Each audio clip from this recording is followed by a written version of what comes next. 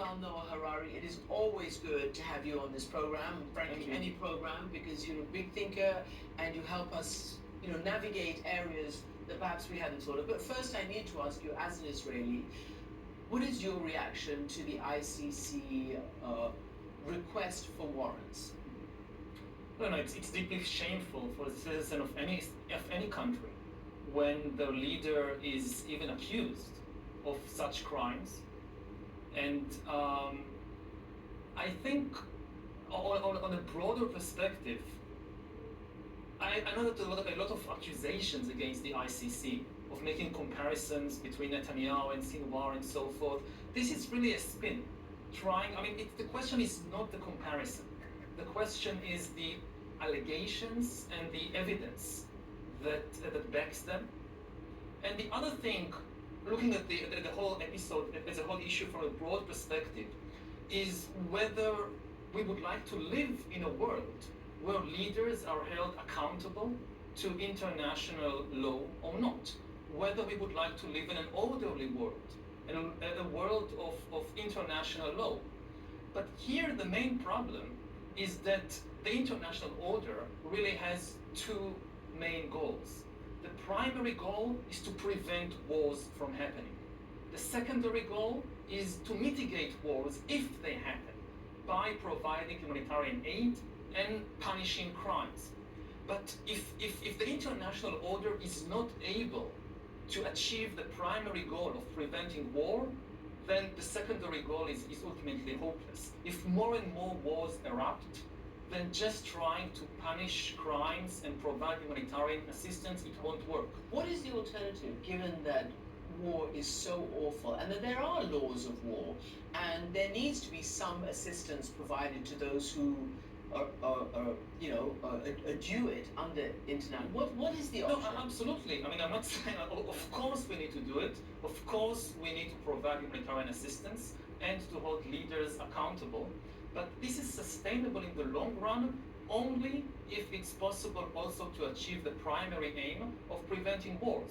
Because otherwise, if we reach a world, if the global order that we have been used to in recent decades collapses, and we see more and more wars erupting around the world, then the entire structure will also collapse. Yeah, it is a really difficult moment, and there seems to be so many significant wars happening at the same time right now, challenging the world order that we thought was here to stay after the Second World War.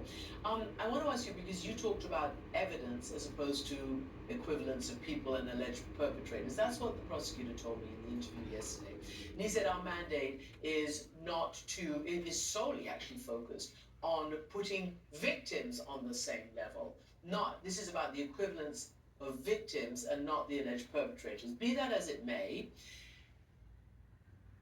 Israel has the mechanism. It is a democracy. It's done this in the past. It's investigated, post-war situations, in many of the wars that your country has fought.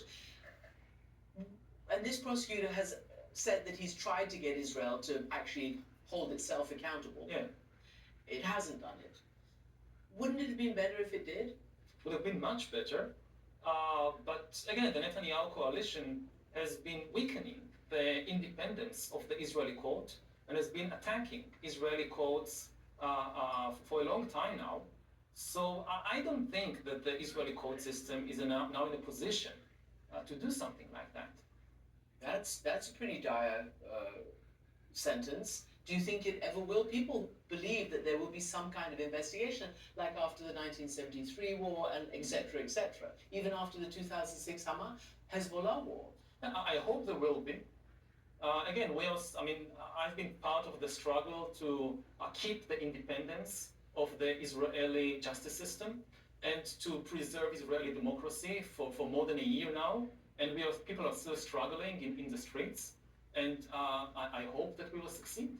Talk about October 7th and the war in Gaza. You said it showed and revealed the worst fears and nightmares of both Israelis and Palestinians. Let's take it from the Israeli side first. Yeah, I think what is crucial to realize about this conflict is that both sides are terrified deep down that the other side is trying to exterminate them to expel or kill each and every member of the group, of the Jews or of the Palestinians. And the tragedy is that both sides are right, that both sides have good reason to suspect that their existence is at stake, that if the other side will ever get the opportunity, they will try to completely get rid of us. Not necessarily kill each and every person, but certainly expel them. And this is something that a lot of people, people tend to see the conflict from just one side. And the key thing is to realize that both sides are right in their deepest fears. And a path forward towards a real solution to the conflict is only when each side can say honestly about itself, even if we get the opportunity down the road in 10 years or 20 years or 40 years, we will not try to exterminate the other side. We recognize our shared humanity.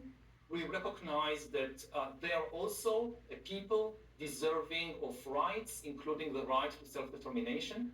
And this sounds so obvious, yet so many people, not only in Israel and Palestine, but all over the world, are unable, for some reason, to hold this simple thought that the Palestinians that there is a Palestinian people, they have a right to self-determination, and they have a deep historical connection to the land between the Mediterranean and the Jordan River.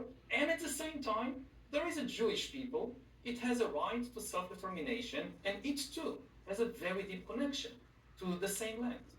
This is just reality. And actually, they also talk about the river to the sea, and this statement has been weaponized and you know. Yeah, and both sides weaponize it without realizing that they're guilty of the same thing, that each side wants everything and is unwilling to compromise. Again, on each side there are people who are willing to compromise, but unfortunately they are not the ones guiding it at the moment. And it's also weaponized in the UK, in the USA. I hear all this anti-Zionist propaganda that people equate Zionism with racism, without understanding what Zionism means. Zionism is simply the term for Jewish nationalism. It's just the simple idea that the Jews constitute a people, a nation, and as such, they have not just individual rights, but also a collective right to self-determination. This is the only thing that Zionism essentially says. It should be incontrovertible, and it doesn't imply necessarily that there is no Palestinian nation or that Palestinians don't have rights. You can, at the same time, acknowledge that the Jews are a nation with rights and the Palestinians are a nation and also have rights. And do you believe that this current government believes that second No. part? And they talk about Erez Israel and, in other words, Greater The Israel. Netanyahu coalition doesn't accept it. I mean, they think, again, like the demonstrators chanting from the river to the sea, Palestine will be free. So also the Netanyahu coalition says from the river to the sea, it all belongs only to the Jewish people. It has an inalienable and exclusive right to the entire land. And you have maximalists on both sides. As long as they are in control, there will be conflict. So I want to, and do they still currently in this environment have an important role, have shown up, for their neighbors at this time? Because there's been so much about, how none of the Palestinians have commiserated with Israel or the Jewish Israelis after October 7th. But that's not true. I think that Palestinians